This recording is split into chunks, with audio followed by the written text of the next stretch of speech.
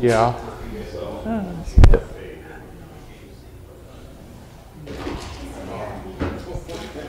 Private citizen wrote that letter. What? Private citizen wrote that letter. I'm just being facetious. Private.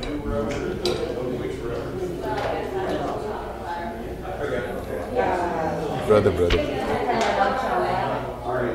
So, how long are you going to stay around? Because my hearing should be over by 11:30. Okay, that'd be good.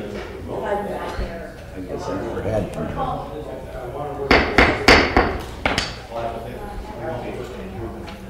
Let's call the meeting to order. First item of business, if you turn off your cell phones or turn them to vibrate. Next item of business is the minutes. Is there a motion? Move on it. Second. Discussion. Yeah, we do. Just you. Got one here. I'll take it. George, do you have yours on? Oh, yes, I do. Certainly. All those in favor? Aye. Aye. Opposed? Maybe George Motion got carries. yours. His was there. Next item is the discussion and approval of claims. Move it. Second. Discussion. All those in favor? Aye. Opposed? Motion carries. Do we have this, Karen? Oh, very good. I'd move on to memorandum of personal transactions. Second. Discussion. All those in favor? Aye. Opposed? Motion carries. I'll pass it around for signature.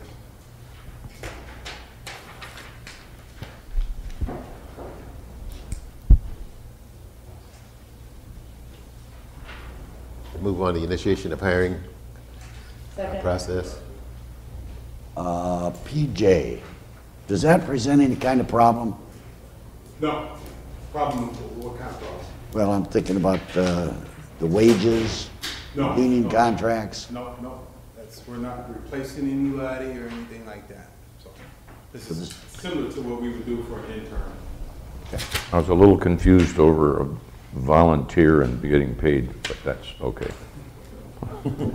Well, the reason he wanted to volunteer, and had we not had available funds, that would probably be appropriate.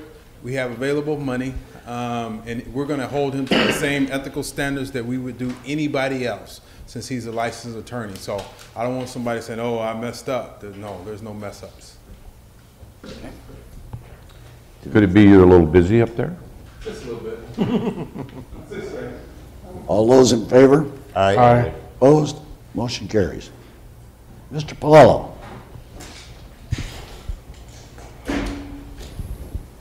Good morning. Morning. Morning. Morning, John. Office of Planning and Zoning has received a subdivision application from Linda Chin. This is a two-lot proposed subdivision taking 26 acres within a 62-acre parcel, and again dividing it into two lots, so the southern lot 1 can be sold to a property owner for residential development. Only issues will be the standard paving agreement for a small part of 150th Street, and access to what will appear to be on the platting as a landlocked Lot 2. It's the intent of the existing property owner that that'll always remain in agricultural production, but I suspect the zoning commission will require under the ordinances a permanent and exclusive egress, Easement. access, and utility easement to Lot 2. That'll likely come off of Osceola Avenue at a field entrance site to the This needs to go to P&Z. for public hearing and recommendation. Move it. Second. Discussion. All those in favor? Aye. Opposed? Motion carries. Thank you. Thanks, John. Mr. Nara. Good morning. Morning. Our first item on the agenda is the approval of final plans for 260th Street paving. This is a project that is funded by RISE and STP funding from the MPO. Move it. That was quick. Second. No arguments on this one. Absolutely. Very not. good. Now, this is going to handle all of It's that. about a $900,000 project that's replacing the pavement on County Road D51. All those in favor? Aye. Opposed? Motion carries.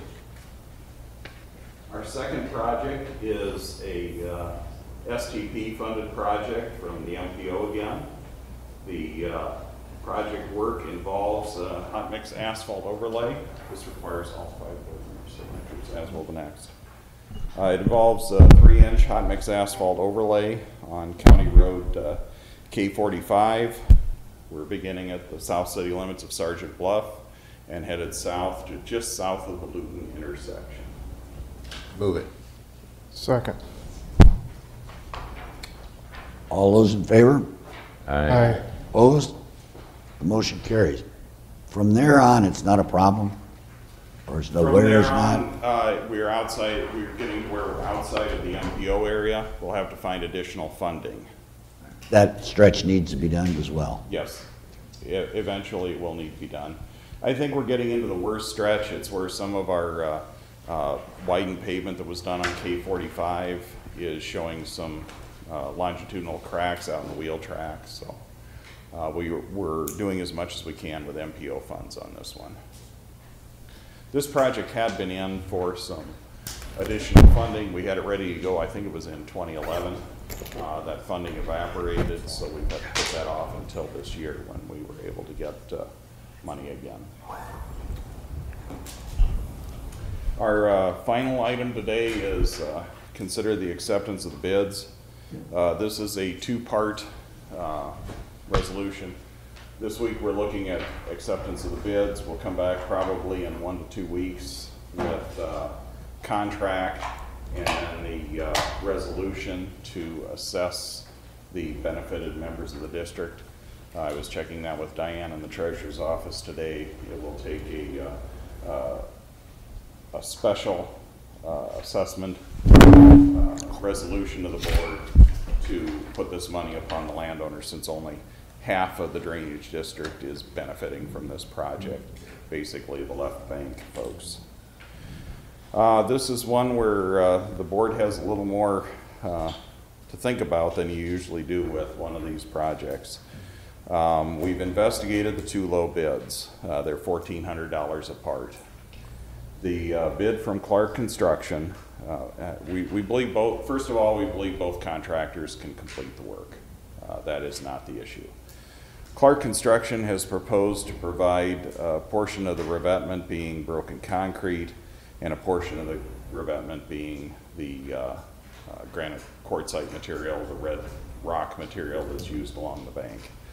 One of the advantages that Mr. Clark's option offers is that the concrete, which will make up about 2,600 tons of the 3,600 tons, or up to 2,600 tons is what he's projecting from the pile he has available, is a lower unit weight. So you're getting more square footage of coverage, if you look at it that way, per ton than you do with a heavier quartzite material.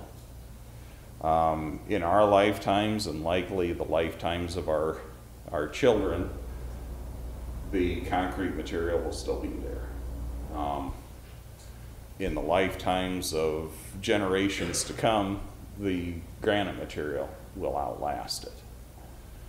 This is what we come down to between the 2 quotations. I think either of the contractors are capable of doing the work.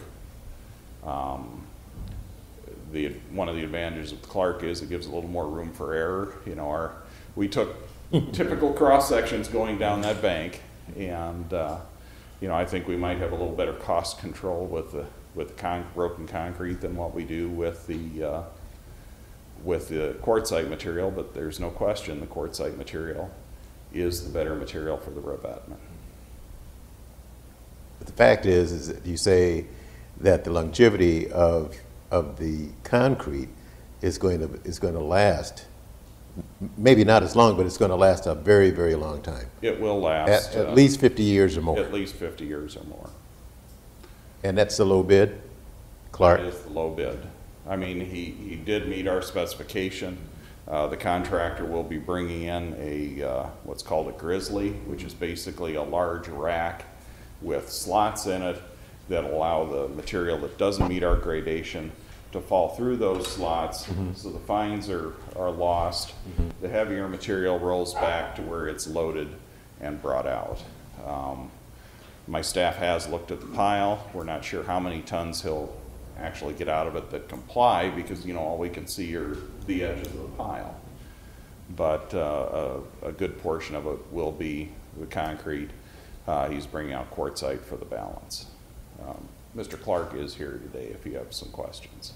And the other bid was all? Was all quartzite material. We're talking $1,400? $1,400 difference, yes. You know, a good deal of that is in trucking. That's one of the differences between Clark's bid and L.A. Carlson's bid. Carlson has his own trucks. Well, I'm going to move on the Clark bid, because I think that, you know, the longevity of them is very, very hard to measure, and it's going to last a long time in our lifetime, as you say, maybe in my grandchildren's lifetime. So I have no problem in recommending this bid. It's a low bid. Second. There's probably going to be, in the next 50 years, going to need to be some other work done out there. Well, that is likely. What we're trying to do is to bring as much of this project into compliance as we can. Our next project, and we're doing survey work on that here this fall, is to take a look at the bank above 141, so that we can give the board a good estimate of what is going on there. I disagree with Mr. Boykin, but we're talking about all granite versus granite and concrete. That's correct, Larry. And the longevity on the granite is hundreds of years, or what? Hundreds of years, yes. That material will be there as long as there's water, even probably after there's water not flowing by it anymore. Yeah, and we're talking $1,400 difference on a $200,000. $200,000 project. You do have the latitude, or I'm sorry, $128,000. I was just gonna say. Whoa. What am I? Yeah. Sorry about that, folks. I glanced down, I was catching $2,000 mobilization, and the number went wrong in my head there. But yeah, we're talking $1,400. Okay. But you know, again, he did meet specification. The board, I checked with Joshua. The board does have the latitude to let this for the higher quality material. I mean, that is a differentiation between the two. Well, that's where I'm at. We've got a motion. And a second. All those in favor? Aye. Opposed? Aye. Passed 3-2. It would appear to be so, yes. Again, we'll get the rest of that information worked up and get the resolution passed for the board's consideration. Need to remind the contractor that until you're actually under contract, work won't be paid for, so we need to have that. Checks in the mail. But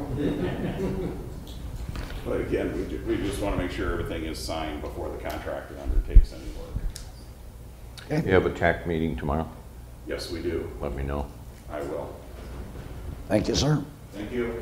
Mr. Butler. Before Mark leaves there is the idea or thought, how are we going to pay for this, out of what fund? Because the contractor wanted his money up front, not 2 years down the road. We're doing an assessment over 2 years, so how do we want to pay this? Do we do a loan to the drainage district, they pay us back, or how are we going to handle this to the contractor? I would think you'd use lost funds. Okay, but the board officially got to do that, and then do we need a contract with the drainage district to make sure the drainage district does pay back the county? That will be in the resolution, and the board, we spoke with the treasurer's office on this issue today. The last time the board did this was on a Woodbury-Monona project about 10 years ago. They will pass a resolution that creates a special district to handle this and repay the note from, well, the loan to themselves, basically. Right, good trustees. That's correct. And it'll direct which fund it's being paid from initially. 0% interest, and that it'll be paid back. Because part of the reason we have to do this as a special district is we have half of the district landowners that are benefiting not at all of this project. The Smithland district takes into account landowners on both sides of the river. In this case, only the left bank landowners are being benefited. So we, again, I checked with Diane in the Treasurer's office on this today, just to make sure how we were going to do it. The Treasurer's office is working on pulling out some past resolutions that you've used that will allow us to direct the work of this special district. You're gonna bring this back next week? It'll probably take 2 weeks by the time bonds and everything. We'll bring back the contract and the resolution at the same time. We'll need to pass the resolution first and then approve the contract. And that's why I'm reminding the contractor that he's not under contract or going to be paid for any work done until after the board gets over these last 2 hurdles. Right. So we need to make sure all of that is done and in place before. You're gonna talk to Roger? Are you gonna talk to Roger? You mean Dennis McCall? Dennis, I'm sorry. Yeah. I went to school with Roger. Okay. Yeah, we'll make sure Dennis knows. Roger's letter just came back yesterday. You're talking more horse? No, there was a Roger McCall. Okay. Oh, there was a Roger McCall, all right. Yeah, haven't met him, so. Okay. All right, thanks, you. Mark. Yes.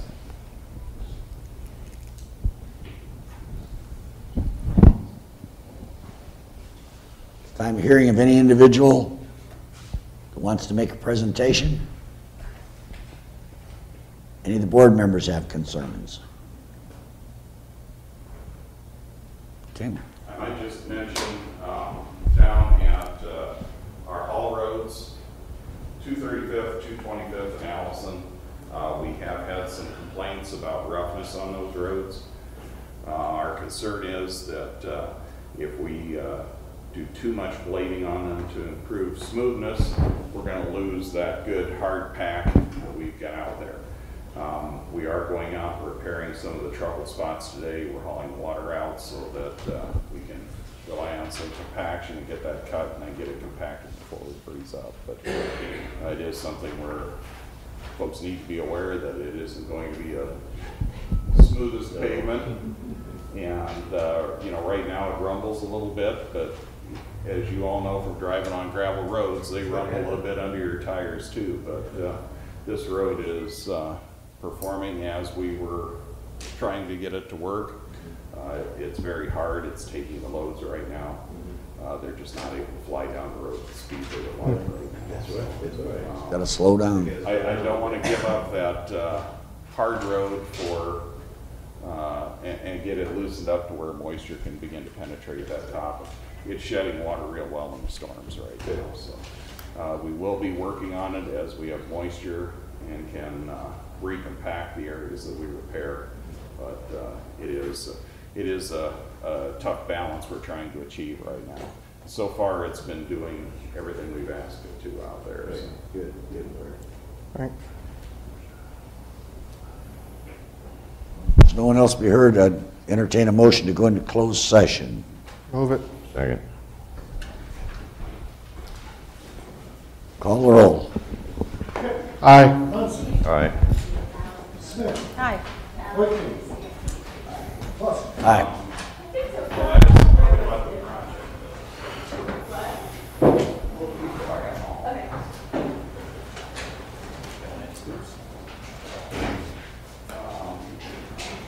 We got a call from Good thing you didn't give me your batteries. I know.